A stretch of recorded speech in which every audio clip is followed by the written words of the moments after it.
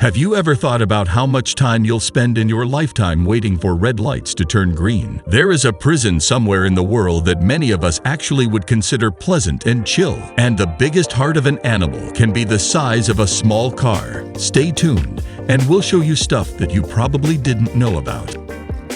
The world's largest homemade rubber band ball weighs 4,097 kilograms. That is 9,032 pounds.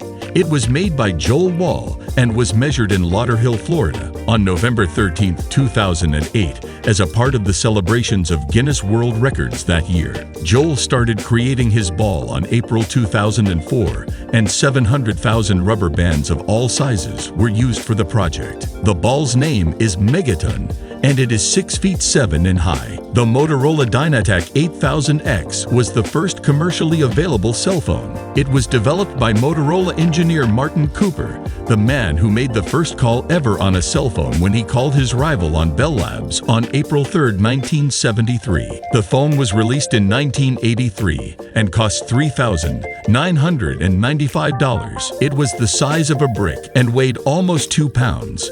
It had a talk time of just under an hour and took about 10 hours to fully charge, and it could store up to 30 phone numbers in its memory. The cell phone was only available in a few cities at first, and it was not widely available until the late 1980s. Despite its limitations, the Dynatac 8000X was a significant development in the history of telecommunications and laid the foundation for the modern cell phone industry.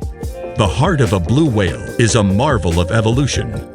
As the largest animal on Earth, blue whales have a correspondingly large heart that weighs up to 1,300 pounds, that is almost 600 kilograms, and is about the size of a small car. The blue whale's heart is divided into 4 chambers. Just like the human heart, it pumps blood through the whale's body using a circulatory system that is similar to ours, with veins, arteries, and capillaries. However, the blue whale's circulatory system is much larger and more efficient than ours. One interesting feature of the blue whale's heart is that it can slow down while the animal is diving.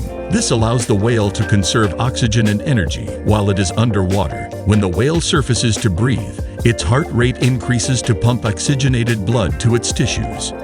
Another fun fact is that the blue whale's veins are so large that a child actually could swim inside of them. The longest-lasting light bulb is the Centennial Light, which is a light bulb that has been burning almost continuously at a fire station in Livermore, California since 1901. The Centennial Light is a hand-blown carbon filament bulb that was made by the Shelby Electric Company. It is housed in a protective glass enclosure and has been maintained and monitored by the Livermore Pleasanton Fire Department and the Livermore Heritage Guild. Over 120 years later, the bulb is still functioning and has been listed in the Guinness Book of World Records as the longest-lasting light bulb.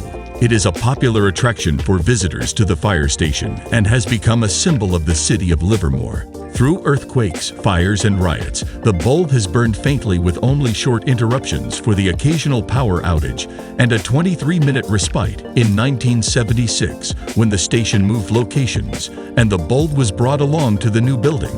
Halden Prison is a correctional facility located in Halden, Norway. It is known for its rehabilitative approach to prison management, which emphasizes education, vocational training, and therapy for inmates.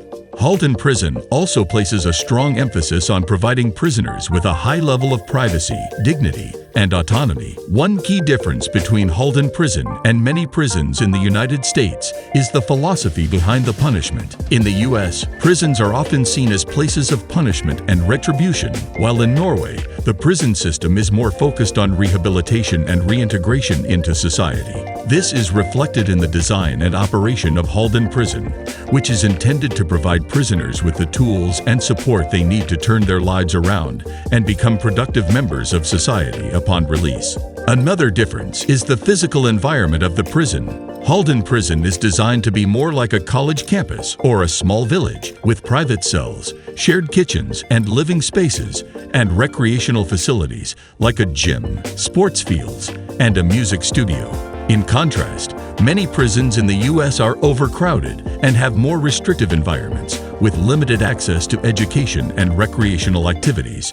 The amount of time an American spends waiting at red lights in their lifetime will depend on a number of factors, including how often they drive, how long their commute is, and how long they typically spend waiting at red lights. However, based on the average lifespan in the US of about 78 years and the average time a person spends waiting at a red light of about 2 minutes, the average American can expect to spend about 6 months of their lifetime waiting at red lights. This equates to about 104 hours per year, or 7,872 hours over a lifetime. It's worth noting that this is just an estimate, and actual times may vary depending on individual circumstances. This fact highlights the small ways in which time can add up and be lost, and suggests that even seemingly minor things like waiting at red lights can have a significant impact on our lives. It also points to the importance of finding ways to make the most of our time, whether it's by finding ways to be more efficient or by prioritizing activities that are meaningful and fulfilling.